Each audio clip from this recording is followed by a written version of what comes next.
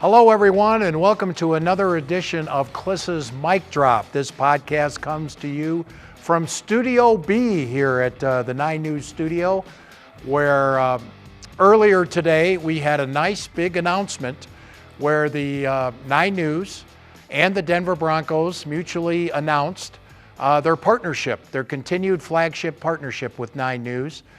We are the official TV station of the Denver Broncos. It's a multi-year agreement. It's been continuous since the 2011 season. Mark Cornetta, our boss at 9 News, general manager and president, says the relationship began going back to 1995. 9 News and the Broncos have been together for all 3 of the Super Bowl wins. 2015, that was my first year with 9 News on the Broncos beat. And then, of course, 1997 and 98.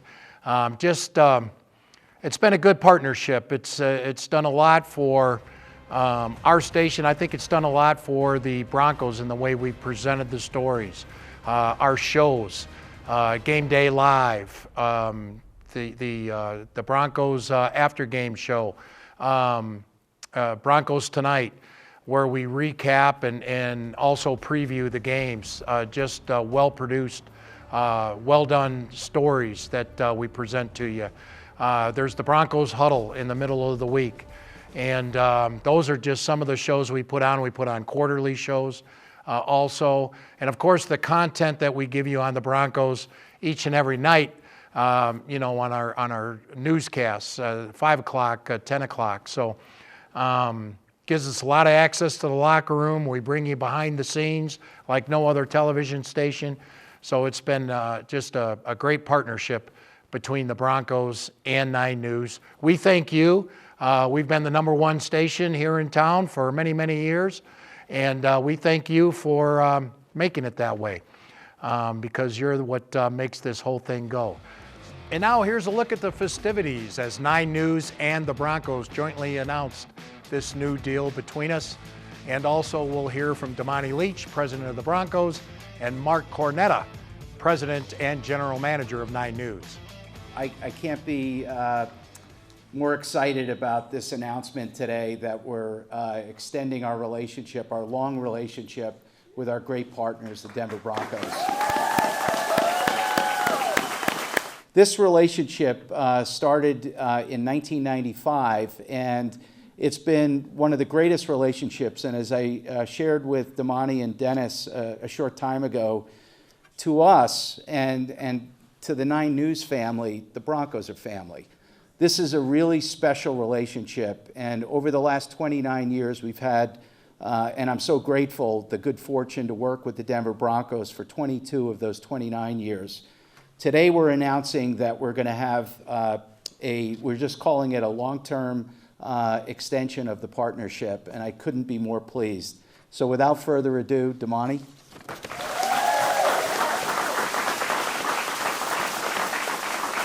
Thanks, Mark. Thanks for the kind words. Thanks for the history lesson, which I think is important.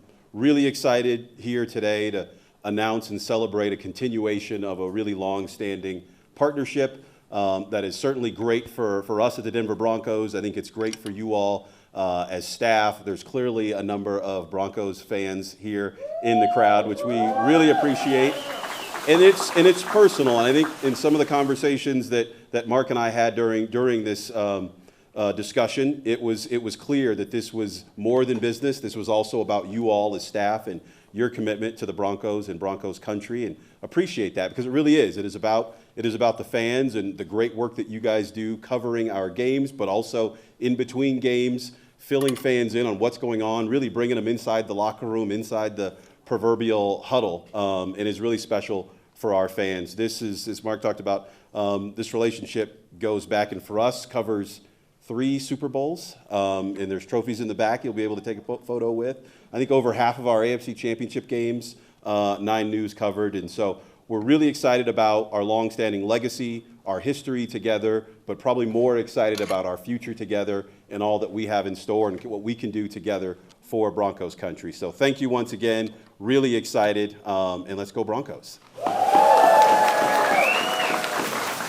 And I'm Scotty Gange. This is my best friend, 9 News Broncos insider Mike Klis. I think what's cool about this, and I think everybody in this room can agree, is the Broncos are king here, and they have been for many, many decades. And so to be a part of this partnership and get to celebrate the wins, showcase the cool behind-the-scenes stories with this team, it's really special for us here at 9 News, for Mike and I think for our entire team here, because they are such a draw. They're such a part of what makes living in our state so spectacular. And I think, just to give all my very good friends a shout out, think of a guy like Mike Klis. He is the man when it comes to Broncos inside information. He's always breaking the news, and it's really fun to be a part of his team because he's got such a way with his words, and he's one of the funniest guys I know too. So give it up for Mike right quick. Baby. So I'm just truly ecstatic about this. We get to do more shows. I get to do more shows with my best friends, and we get to showcase the coolest team in town. So I'll give it up to Mike for anything he has to say. Scotty Gange. Just from my standpoint with this partnership, I just want to say that I think we've done a pretty good job of maintaining relationships and also keeping our journalistic integrity, which is not always a tough hurdle to straddle there. Mark has always been very supportive that we report the truth, and when things go bad, that we report that things are going bad. Patrick Smythe is not here today. I want to give a shout out to him. He's really been instrumental in keeping the glue of this partnership going, with access to players, with special shows. The preseason is really, I think, probably the highlight of the partnership, that we get to carry the preseason games. It just gives us all status, credibility. The Broncos are a galaxy. All the other sports are lacrosse, and and so it's just gargantuan, and it's cool to cover something that matters to so many people. So there you go. Now there's football, the Broncos themselves, and of course that's all about the draft. For the most part, free agency is over. They got their haul there with Greenlaw, with Hufanga, with Ingram. Those are the three big ones. Now they need a running back, and that's what this draft is all about. Will they take a running back at number 20? Will they take one at number 51 in the second round?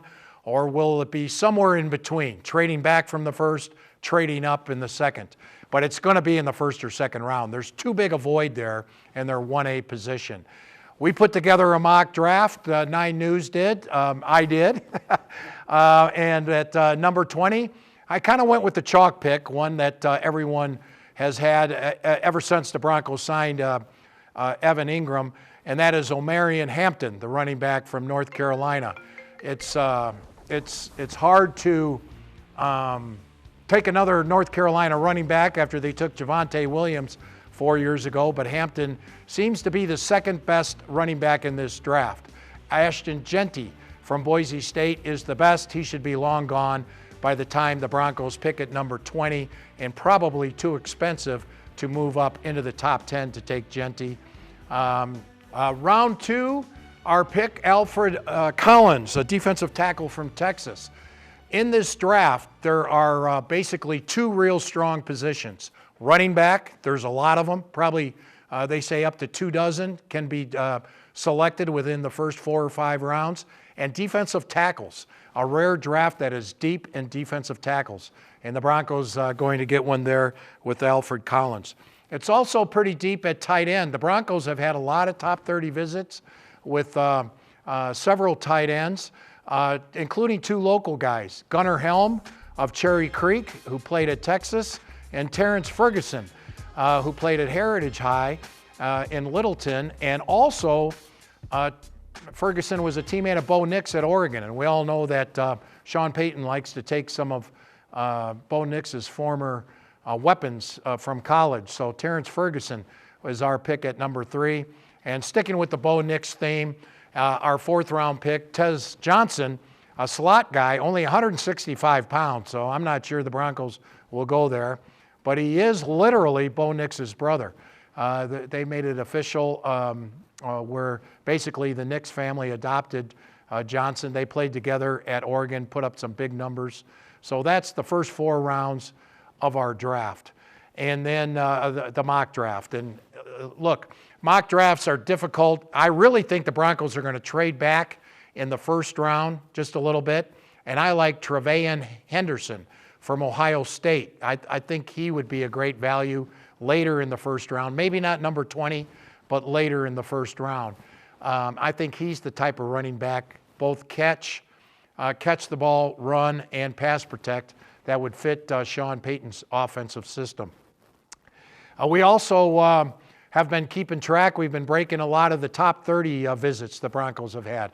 This is where they take prospects in the draft and they bring them in for pre-draft visits. Each team only gets 30 official. And we've come up with about 19 of them. And some of them, they've had 4 running backs. They've had 4 receivers, Luther Burden, Matthew Golden of Texas. So the couple of top receivers. They've also had some receivers that are going to be later in the draft. Running back, you got Judkins of Ohio State. He'll go in the first or second round. So they've had a lot of quality running backs. And there are also a bunch of guys who they want to sign as premium undrafted free agents, kind of a recruiting trip to bring them in, give them a nice meal in the team cafeteria, introduce them to the coaches. Maybe they can sign them if they go undrafted. So that's it for Klis's Mic Drop. Thanks for tuning in. It's kind of an exciting week here for us at 9 News, as once again we'll be the flagship television station with the Denver Broncos for years to come. So long, everybody. Thanks for tuning in.